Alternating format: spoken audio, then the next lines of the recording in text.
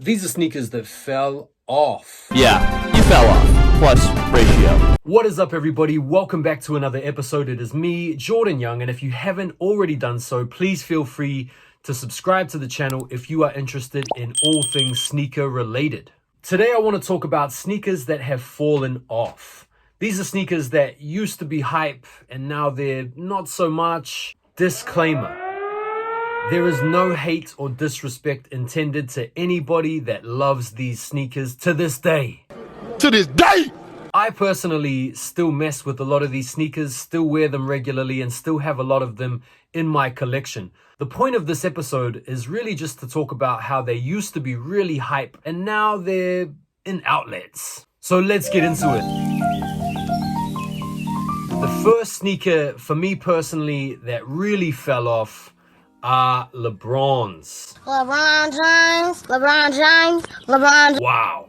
You know, I'm still into Lebrons. These, the South Beach 9, Miami Night Lows, like all of these sneakers were reselling for big money. They really were hype and heat at the time. By extension, you can also apply the same hype to Nike basketball collectively. Models like the Foamposites, the Flyknit, KD4s, Kobe 6s, all of these models were really popular.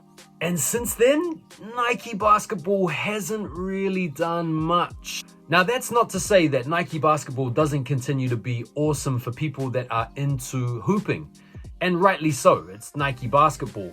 The point is Nike basketball made this really awesome transition from the court to the streets.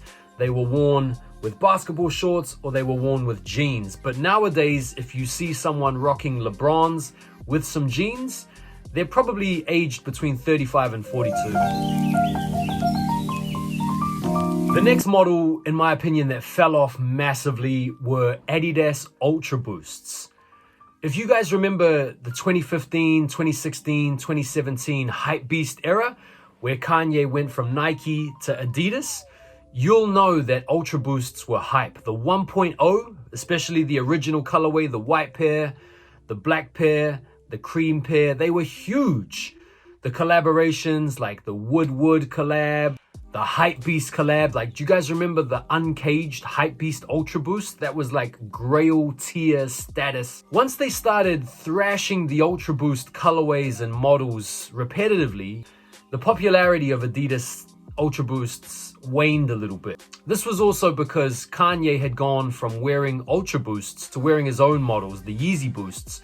And so people sort of like slowly gravitated away from Ultra Boost to Yeezy Boost. A really good example of how they went from grails to being on sales is the Miami Hurricanes colorway. You guys might remember they came out in sample form and influencers, celebrities were buying up these rare sampled Ultra Boosts to flex for the gram or YouTube or whatever. But nowadays, they go on sale.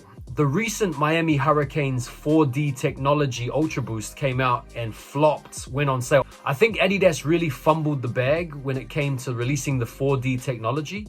I think had they released it earlier, they probably would have been able to keep people interested in the Ultra Boost model. But they slept on the 4D technology, and by the time it came out, people had already moved on. Adidas NMDs. To be fair, you can talk about a lot of different Adidas models that went from being hype to shite, but the NMD is another really big one because NMDs had the game in a chokehold at one point. The OG colorway, the black pair, the OG colorway, the white pair. You had the collaborations with like the nice kicks. Most notably, the Pharrell Williams Human Race collab. That NMD collab went crazy. That was like top tier hype beast attire. If you really wanted to get some likes up on the Instagram, it was all about having the yellow human races, some distressed, tight, skinny jeans, maybe like an oversized shirts with like an off-white hoodie, D-squared cap, covering the face, all of that business. You rocked a fit like that on the Instagram, you were looking at thousands of likes, no doubt. I remember really wanting the tangerine pair, but I could never justify paying the huge money for them. They were going for like £600, £700, £800. I did end up getting a red pair, which I rocked and really enjoyed. They are comfortable for sure. Like, that's the thing about NMDs, Yeezys, Ultra Boost, is they are comfortable to wear. They're easy to slip on, easy to kick off. You can chuck them in the washing machine. I'll definitely give them that. They are comfy. I think one of the reasons why they fell off was once they started introducing the trail sole to the human race NMDs, that for me kind of messed with the aesthetic. It made them go from looking quite sleek and understated to a little bit bulky and a little bit kind of cumbersome looking. Between the saturation and the change in model, that's what turned me off the NMD for sure. Nike Flyknit. The Flyknit era kind of bridged the time between Kanye designing his own Yeezys at Nike and then going to Adidas. But there was a period where Nike Flyknit technology was massive. The Flyknit races, the Kobe Flyknits. Flyknit was kind of applied to almost everything. Flyknit was chucked on Jordan 1s, chucked on Jordan 4s. The whole Flyknit phenomenon was massive. People loved the multicolored Flyknit designs. People loved the fact that they were so light and so breathable and easy to wear. But they fell off, man. So those are some of the sneakers that for me personally have fallen off over the years. I still have my Lebrons. I'm still rocking Ultra Boost. They haven't fallen off to the point where I won't wear them anymore.